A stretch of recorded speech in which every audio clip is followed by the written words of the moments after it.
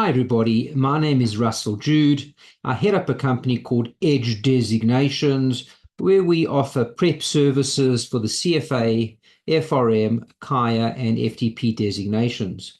For more information, take a look at our website, www.edgedesignations.com. This particular video is an introductory video on how to use the Texas BA2 Plus and BA2 Plus Professional Calculator. Keep in mind that the Texas calculator is the most commonly used calculator for CFA, FRM, and KIA designations. This video is an introductory video. We're going to deal with three components of the Texas calculator, predominantly surrounding the setup of your calculator. We will be producing several more videos on the functionality of the Texas calculator, particularly things like time value of money, amortization function, cash flow function, net present value, and IRR. Those videos are coming up. Let's get started straight away and let's move straight into this particular video. And first and foremost, let us talk about the first of the 3 points, the decimal points on your calculator. Now, first and foremost, we like to set the Texas calculator to 9 decimal points. That's the optimal number of points. Keep in mind, we call that floating decimals, but remember, the beauty about setting it to 9 decimal points is the Texas will always give you the optimal solution. In other words, if you don't need 9 decimal points, it won't give you 9 decimal points. It'll give you what you need for that particular calculation. Okay, and candidates are continuing asking us, how many decimal points for this calculation? How many for that? I always suggest go with the 9 decimal points, which we call floating decimals. You're always going to get the exact amount of decimals that you need. On my left-hand side of the screen over here, you can see the BA2 Plus Professional Calculator. Guys, it doesn't make any difference that I'm using the professional one. That is the particular one that was sent to me as an emulator by Texas.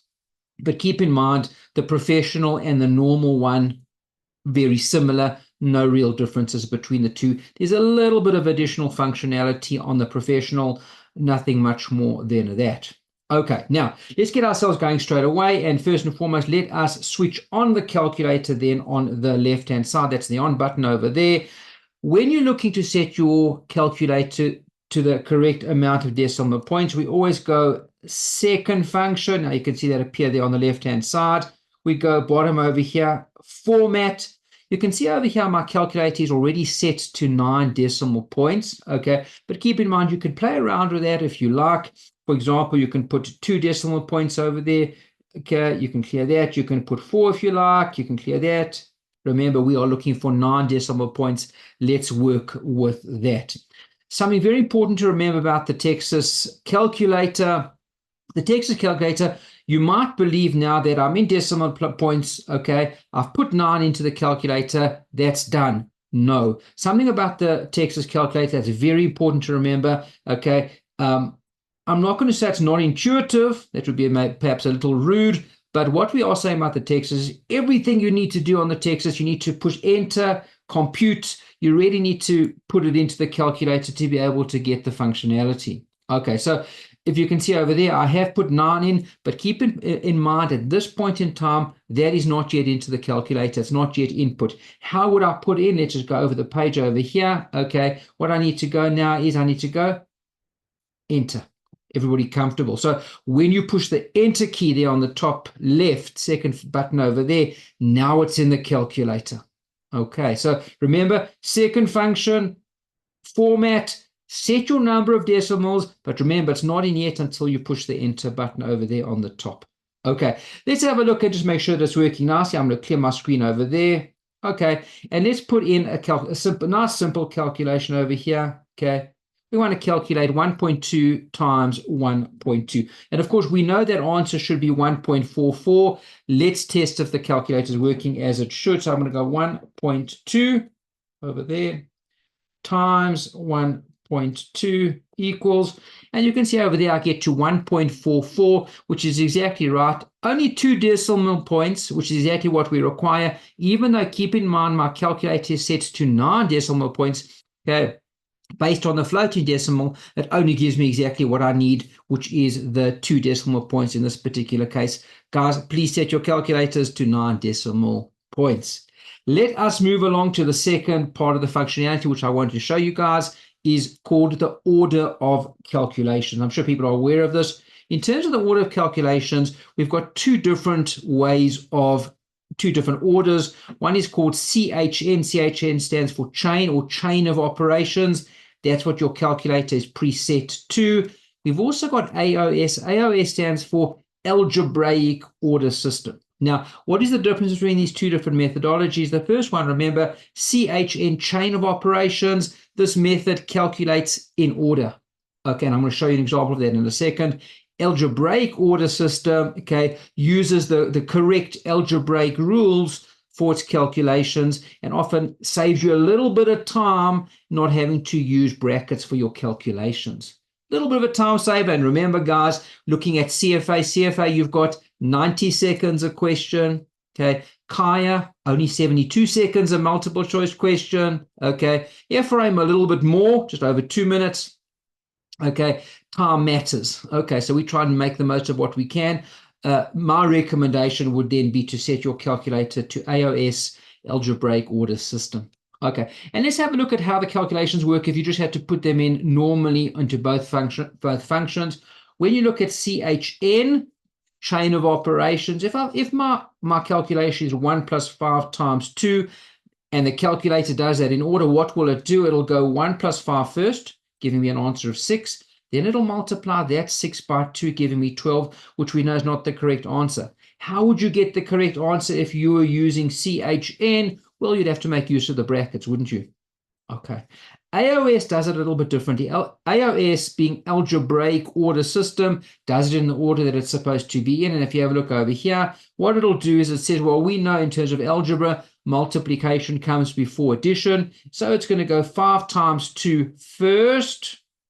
Then it's going to add the multiplication afterwards to give you an answer of 11, which we know is the correct answer. Guys, I always suggest that we go with the AOS functionality. Okay.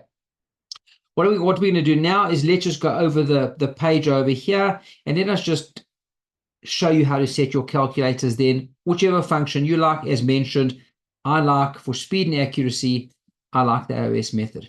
Okay, let's have a look over here. Let's just clear my screen over there. We're back on the calculator here on the left-hand side of the screen. Again, we're going to go second function, and I go to the format button over there, and you can see that's it. And again, remember, guys, with the Texas, okay, everything is as you left it. Okay, not a lot changes. Okay, you've got to clear buttons. You've got to reset things if you want them to be reset. Okay, we move down a little over here. Okay, and what I'm going to do now is, and a key functionality surrounding the Texas are your arrow keys, arrow up, arrow down. So let's arrow down over here in the format section. There I've got degrees. That's not what I'm looking for. Arrow down again. There's a little bit of date functionality if you were looking for that. And there is my CHN. Okay. And I don't want CHN. I don't want chain. I want AOS. So again, if you look what I do, I go second function and enter. And that changes it to AOS. If I wanted to change it back, I would do exactly the same thing. Second function, enter. I'm back to CHN, and now we are set. Second function, enter. I'm on AOS. Second function, enter. I am in CHN. Let's keep ourselves over there in the AOS functionality. Okay. And again, you can just test the example, and it should work for you if you're in the AOS mode. Let's just clear over there. And we're going to go 1 + 5 × 2, and there's my answer 11. And yeah, that worked nicely. If I was in CHN, I would not have got 11. Obviously, we know we would have got the answer 12, which is not correct. Guys, I do strongly suggest, just for ease of use, make use of the AOS function. It just saves you a little bit of time. Let's make use of everything that we can, particularly for the designations, and we need to save time as we answer the questions there.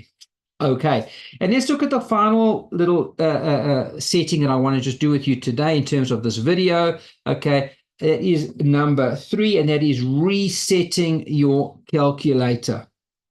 Okay, And there are times, this is not the most important function of all, but there are times that you might want to reset your calculator back to its factory settings. Okay. Sometimes you've played with a lot of stuff and you think, well, let me just get back to where I was at the start. Okay. Again, let's make sure our calculator is there. I'm on the left-hand side again. On, off, let's check that over there. We go second function over there. Okay, and you can see I've got my reset button over here. Okay, and it's the plus minus bottom button on the bottom. Okay, now it's asking you, do you want to reset? Okay, I'm not going to push mine because I don't want to reset, but if I did want to reset, second function on the top, a second button then on the top left is the enter button. You push that enter button over there. You are now reset back to your factory settings. There we go. Okay, I'm just going to clear that because I don't want to reset mine. Okay, but just a quick look again, guys. If you wanted to, you would go second function, reset over there. It's asking you, do you really want to reset? If you do, go to your top line of buttons. The second one from the left is the enter button. Push the enter button and then you'll reset back to factory settings if that is what you are looking to do. Okay, guys, that brings us to a conclusion of this particular video. It was a bit of an introductory video. As mentioned, further videos coming up in terms of handling your taxes are going to be surrounding things like we're going to deal with net present value, IRRs, okay, time value of money, the cash flow function, as well as the amortization function on your calculator. All of those coming up.